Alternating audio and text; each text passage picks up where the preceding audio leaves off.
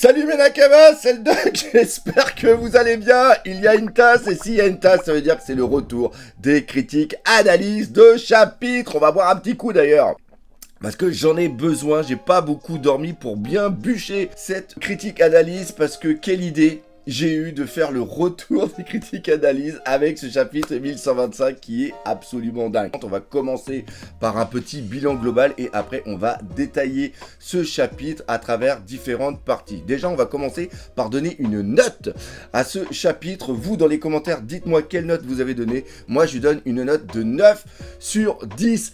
Pourquoi j'ai pas mis 10? Parce que j'ai pas voulu commencer la série des vidéos avec justement une note totalement fanboy. Mais la chose qu'on peut dire, c'est qu'il y aura un avant et un après chapitre 1125. C'est un tournant au niveau de One Piece. On a la fin justement de Egghead et on sent le début de l'arc final qui va être un truc absolument de dingue. Et d'ailleurs dans ma réaction live, je l'ai dit, je pense qu'on en a encore au moins pour 10 ans. Il y a quelques jours, ça faisait 5 ans qu'Ishiroda nous avait dit que One Piece se terminerait dans 5 ans. C'était absolument impossible, je l'avais dit déjà à l'époque, mais là, maintenant qu'on a tous les éléments qui se sont mis en place et qu'on arrive sur le final de One Piece, il va pas pouvoir faire ça justement en 5 ans. Je pense qu'il va mettre au moins entre 7 et 10 ans et ça va être un véritable bonheur. Alors déjà, la première chose qui va choquer au niveau de ce chapitre, c'est tout simplement la mort. Il y a enfin une mort absolument de dingue dans One Piece, ça on l'a lu un peu partout sur les réseaux. Alors par contre, il faut mettre un petit peu des guillemets au niveau de cette mort, hein. C'est une mort qui est violente, mais c'est pas une mort qui a été donnée par le protagoniste principal. Hein, c'est pas Luffy qui a tué justement Saturne et qui l'a réduit à un squelette. C'est seulement que Im-sama qui a tué Saturne, et le fait qu'il soit mort d'une mort aussi violente et qui est rare dans l'univers de One Piece permet seulement de mettre en place un effet narratif, de montrer la puissance de Im-sama. On va commencer déjà par faire une première partie où on va voir un petit peu les victoires et les défaites qu'a eu le gouvernement mondial à travers cet arc Egg. On va commencer par quelqu'un qu'on oublie un tout petit peu, c'est tout simplement le CP0 avec Lucci et Kaku qui arrivent sur le bateau et on leur pose une question de savoir où est ceci, parce que oui, à la base, ils formaient justement un trio, et là, dans la version officielle de la traduction, et c'est d'ailleurs pour ça que je fais les critiques analyses le lundi, Rob Lucci dit « Je l'ai tué ». Sauf que, il ne l'a pas tué. Je ne pense pas. Rappelez-vous ce qui s'est passé dans le chapitre 1119. On a la conversation entre Kaku et justement Stussy. Et Stussy essaye de lui dire encore une fois qu'ils sont amis, que comment elle a agi, c'est tout simplement par rapport à Vegapunk. On se rappelle que Stussy est une création de Vegapunk. Kaku, avec Stussy, il devait y avoir des liens parce que quand il lui parle et qu'il lui demande de partir, il est en pleurs. Et d'ailleurs, on le voit même sur le bateau, quand il est en arrière-plan par rapport à Lucci, on voit qu'il est hyper sombre. Et je pense que Stussy a réussi à partir. On la verra peut-être plus tard. Le fait que les satellites soient encore vivants, on en parlera plus tard. Et que Lilith soit avec l'équipage des Mugiwara. Il y a un lien justement par rapport à Vegapunk. Et on sait que Stussy est vachement proche de Vegapunk. Je pense qu'il y a quelque chose qui va se mettre encore une fois plus tard. Mais ce qui est important de dire, c'est que quand Lucci dit qu'il l'a tué, en un sens, il l'a tué d'un point de vue philosophique, symbolique. C'est-à-dire que dans le cœur de Kaku et aussi dans le cœur de Lucci, elle n'est plus présente. Elle ne fait plus partie du CP0. Donc pour eux, elle est tout simplement morte. On va parler du gouvernement mondial. Le gouvernement mondial, c'est une victoire amère. Les bonnes choses qui leur sont arrivées, c'est qu'ils ont réussi à garder York et qu'ils ont aussi une partie du labo. Pourquoi je dis une partie du labo? Tout simplement parce qu'il y a le Punk Record qui s'est envolé grâce à Edison, et on sait que dans le Punk Record, il y a tout le savoir de Vegapunk et surtout son cerveau. Ce qui se passe au niveau de York va être vraiment très important. Pourquoi? Parce qu'elle a un certain savoir de Vegapunk vu qu'elle était un de ses satellites, et on entend bien que justement grâce à une partie du labo et grâce à York, ils vont pouvoir reproduire ou tout simplement continuer l'utilisation et la réalisation du Mother Flame. Pour ceux qui ne se rappellent plus, le Mother Flame est une sorte d'énergie qui a permis à Im-sama de pouvoir utiliser l'arme antique qui est Uranus et qui a causé justement la destruction de Lulusia. York pensait devenir justement un dragon céleste, mais York était en conversation avec le gouvernement mondial et surtout avec Saturne qui était le dieu de la technologie et du savoir. Et là, manque de peau, Saturne, on sait qu'il n'est plus vivant, on va en parler tout à l'heure, et que c'est Garling qui maintenant est en charge de la protection ou plutôt de la gestion de York. Et York, ça va lui faire franchement du bizarre parce que elle, si elle pense arriver au niveau de Marijoa et devenir un dragon céleste, elle va se mettre le doigt dans l'œil bien profond parce qu'elle va être exploitée à mort par Garling. Et Garling, Saturne déjà, il n'était pas sympa, ça on l'a vu, mais je pense que Garling, on en parlera aussi tout à l'heure, lui, c'est pas le plus sympa de tous les chevaliers divins. Et là, elle va être un véritable esclave. Du côté du gouvernement mondial, c'est que tout simplement, Vegapunk a réussi à parler, a réussi à donner quand même quelques informations. Le Denden Mushi, à un moment, enfin plutôt le Denden Visio, à un moment, il a été bloqué. Donc il y a une partie du message qui n'a pas été transmise, surtout la fin, avec qui sont réellement Lady. Encore une fois, Eiichiro nous la joue un tout petit peu pervers en faisant semblant de nous donner une information qui ne va pas justement jusqu'au bout. Mais l'information qui a été donnée, c'est que il y a eu une arme antique qui a été utilisée pendant le siècle oublié, qui a causé la montée des eaux ou la descente de la terre en fonction de 200 mètres. Et ça, c'est vraiment important parce que ça va avoir des répercussions absolument dingues au niveau du monde actuel de One Piece. C'est-à-dire que là, Vegapunk, il a dit attention, les îles qu'on connaît maintenant, c'est parce qu'à un moment, il y en a qui ont fait les cons avec des armes. Et les armes, maintenant, on l'a vu avec Lulusia, ça craint énormément. Donc, si vous voulez pas être submergé, il va falloir un petit peu se sortir les doigts de là où je pense. Et ça va causer véritablement un désastre, un chaos à l'échelle mondiale. On en reparlera plus tard en finale de cette vidéo avec justement le dialogue qu'a mis Dragon en place. Mais surtout, ce qui est vraiment important, c'est que Vegapunk a donné cette information et là on voit que quelqu'un de la marine qui est le vice-amiral Doberman qui a posé une question à Saturne du genre de dire que si pour vous c'est une défaite que Vegapunk ait donné le message, ça sous-entend que le message qu'il a donné sur le siècle oublié est une vérité. Et je pense que là, Saturne, c'était pas le moment de le titiller. Et on a vu ce qu'il a fait justement à Doberman. Et ça, c'est vraiment très important parce que ça commence à mettre en place une nouvelle représentation des forces dont j'ai parlé dans ma dernière vidéo bilan sur Egghead. Et là, justement, ce chapitre valide les éléments d'analyse que j'avais mis en place dans ma vidéo. Ce chapitre met en place les antagonistes finaux au niveau de One Piece. On parle bien des doyens et entre parenthèses des chevaliers divins à travers Garling qui prend la place de Saturne et surtout de Im-sama étant le grand méchant. D'ailleurs, Barbe Noire, qu'est-ce qui va devenir comme antagoniste? Ceci est une très très bonne question. Tiens! Parlons de Barbe Noire, on va faire une petite parenthèse. Barbe Noire, à travers Katarina Devon, a pris le pouvoir ou au moins l'apparence de Saturne. Mais comme Saturne est mort, à quoi va servir le plan de Barbe Noire? Hey, c'est une très bonne question. Hey, j'ai pas envie de bosser, dites-moi ce que vous en pensez dans les commentaires. Bref, tout ça pour dire que maintenant on va revenir au niveau des antagonistes finaux.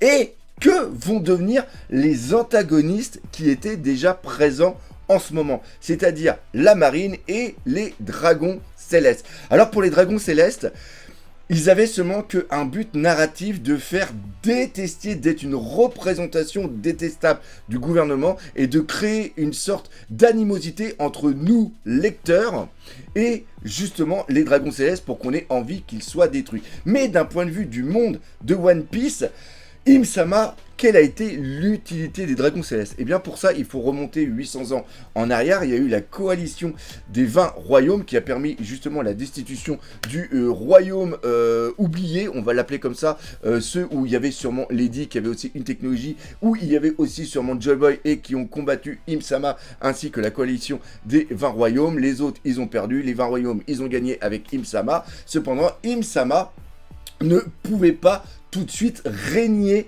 sur le monde de One Piece. Donc à partir de là, Im-sama a créé, à partir de la coalition des 20 royaumes, a pris les différents rois, les a amenés justement sur le toit de One Piece, à part Nefertari, qui eux sont restés au niveau de la plèbe, au niveau des humains, au niveau de l'eau. L'eau, hein, on le sait bien, c'est le niveau 0 au niveau de l'altitude.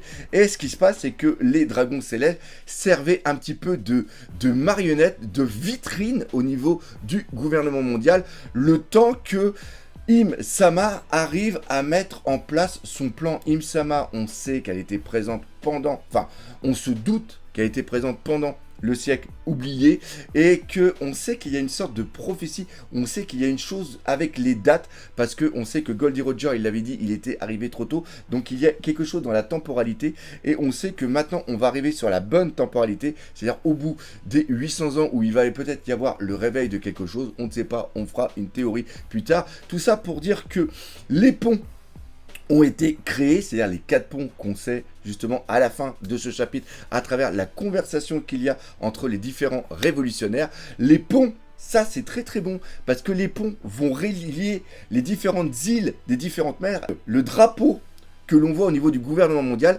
représente les 4 mers qui sont les 4 points reliés par les ponts jusqu'au point central qui est Marijoa. Et ça c'est vraiment très très bon. Foreshadowing ou pas, dites-le moi aussi dans les commentaires. Tout ça pour dire que les dragons célestes avaient seulement ce but d'être une vitrine, d'être des marionnettes au point du gouvernement mondial à travers les 800 ans qui ont permis de mettre en place le plan de Im-sama.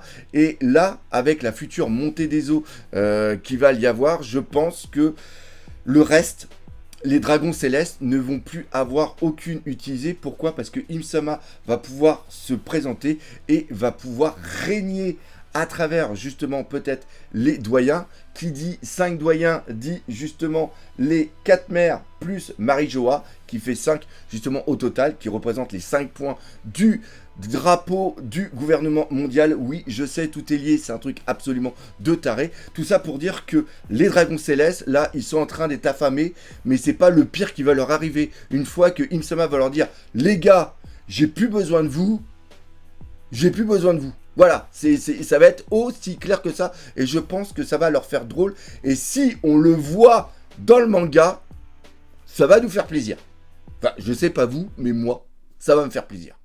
C'est le moment de parler des doyens, parce que là, il y a une très très grosse symbolique à parler au niveau de Garling, qui vient maintenant prendre la place de quelqu'un au niveau des doyens. La personne, c'est tout simplement Saturne, et il y a une très très belle symbolique. Pour ceux qui lisent les réactions live ou qui lisent les chapitres plus tôt, eh bien, je vous invite à vous abonner à mon Instagram. Pourquoi? Parce que tous les vendredis, après la lecture du chapitre, eh bien, je fais des petites vidéos fun fact. Et là, il y avait 2 fun facts qui étaient hyper importants. Premièrement, au niveau de Saturne, dans ce chapitre, on a eu la fin de Saturne. Eh bien, c'est quelque chose qui est en rapport justement avec la disparition de Saturne qu'on va avoir en 2025. Alors, c'est pas la disparition de Saturne en tant que telle, ce sont les anneaux. Tout simplement, Saturne tourne autour du soleil, et justement par rapport à ça, à un moment, il y a une inclinaison de Saturne qui fait que les anneaux, eh bien, ils vont être au niveau de notre vision, ils vont être à plat, et donc ça va pas être très épais, parce que nous on est à plusieurs millions de kilomètres, et si on veut les regarder, eh bien on aura une sorte d'effet d'optique qui fait que les anneaux de Saturne vont disparaître. Et on sait que Eiichiro Oda adore s'inspirer des éléments qui se passent dans notre monde pour après les mettre dans le manga. Et la deuxième chose qui est vraiment très importante, c'est tout simplement le statut et le design de Garling. Garling, tel qu'il nous a été présenté au début, avait une tête en forme de lune. Et la lune, c'est quoi? C'est un satellite d'une planète. Là, ici, c'est la Terre. Donc, ça veut dire que la lune satellite est inférieure à la Terre et inférieure aux planètes. Les doyens ont des noms de planètes, ce qui signifiait que Garling, en tant que chevalier divin, était inférieur aux doyens. Est-ce que jusqu'à là, vous me suivez? Oui, vous me suivez, c'est bon. Par contre, là, dans le chapitre, on le voit autrement. On le voit s'asseoir face aux doyens, donc on le voit de face, et de face, sa tête de lune se transforme en étoile. Et je reprends ce que j'ai dit tout à l'heure. L'étoile, c'est central. Qu'est-ce qui gravite autour? Les planètes. Donc, à travers ça, Eiichiro Oda est en train de nous dire que même si avant Garling était un chevalier divin sous les ordres donc de Im-sama et par conséquent des doyens, là, à travers son physique, il ressemble à une étoile, et c'est donc les planètes maintenant qui vont graviter autour de lui. Donc même si pour l'instant, au niveau des doyens, tels qu'il leur parle, il leur parle comme étant des collègues qui se met à son niveau, je pense qu'il a une autorité spéciale par Im-sama et qui va être au-dessus en un sens des doyens. Et c'est là où intervient peut-être le début de la chute de Im-sama. C'est-à-dire que les doyens, quand ils vont voir ça, quand ils vont voir un petit peu ce que va faire Garling, ils vont avoir un ressentiment envers Garling. Cependant, ils ne vont pas détruire Garling. Pourquoi? Parce que s'ils détruisent Garling, ils s'attaquent à Im-sama. Et quand on voit ce qui est arrivé à Saturne, on peut se dire que, ok, les doyens, ils ont un petit peu les pétoches de Saturne. Cependant, il se peut que plus tard, Garling donne des ordres aux doyens et que les doyens, par rapport au ressentiment qu'ils auront envers Garling, ne vont pas accomplir la volonté de Garling. Et à partir de là, vont commencer à induire la déchéance de Im-sama. C'est-à-dire que Im-sama, à un moment, elle va avoir besoin de quelque chose, mais comme les doyens n'ont pas suivi les ordres par répulsion envers Garling, ça va commencer à entraîner la chute de Im-sama. Une chose est très importante, c'est maintenant de savoir quel est le statut et qui sont réellement les doyens. Les doyens, là on l'a vu, ce sont... Et c'est quelque chose aussi qu'on pensait un petit peu, on savait que les doyens étaient vieux. On avait vu qu'ils n'avaient pas spécialement eu, quand on a eu le flashback de Kuma, on a vu justement que Saturne n'avait pas changé par rapport au passé. Mais ce qui est très important, c'est que là on a eu un flashback qui montre justement Saturne aller contre les ordres de Im-sama. C'est-à-dire ne pas détruire le robot. Et ça s'est passé il y a 200 ans. Et il avait exactement le même aspect. Ce qui veut dire que les doyens, à un moment, ont signé un pacte avec justement Im-sama. Et Im-sama leur a donné une immortalité par rapport à leur statut, par rapport au pacte qu'ils ont fait. C'est-à-dire que du moment où ils ont fait le pacte, ils n'ont pas spécialement rajeuni, parce qu'on voit tous qu'ils sont vieux, mais le temps n'a pas eu d'emprise, enfin n'avait plus d'emprise sur eux. Ça s'accumulait, mais ça n'apparaissait pas. Sauf que là, quand elle a retiré le pouvoir de Saturne, on a vu qu'il a vieilli d'un seul coup, et c'est pour ça qu'il est devenu vraiment très très vieux. Ça fait un petit peu un rappel pour ceux qui connaissent Indiana Jones et la dernière croisade, où tu as le mec qui boit le mauvais calice et il vieillit justement d'un seul coup. Au lieu d'avoir l'immortalité, il a eu la mort beaucoup plus vite. Et ça, c'est vraiment très important. Pourquoi? Parce que ça montre déjà que les doyens sont vieux. Est-ce qu'ils sont aussi vieux que Im-sama, c'est-à-dire que Im-sama était présente, encore une fois, on suppute qu'il ou qu'elle, ça aussi on va revenir juste après, présente ou présent durant le siècle oublié, donc qui était peut-être aussi plus vieux avant, et à partir de là, on peut se dire que les doyens, il y a eu plusieurs doyens au fur et à mesure du temps. Pourquoi? Parce que quand Saturne meurt, il sait ce qui va lui arriver. Il se pose pas des questions, c'est ah là là, je suis en train de mourir, etc. Il est en train de supplier Im-sama de ne pas mourir.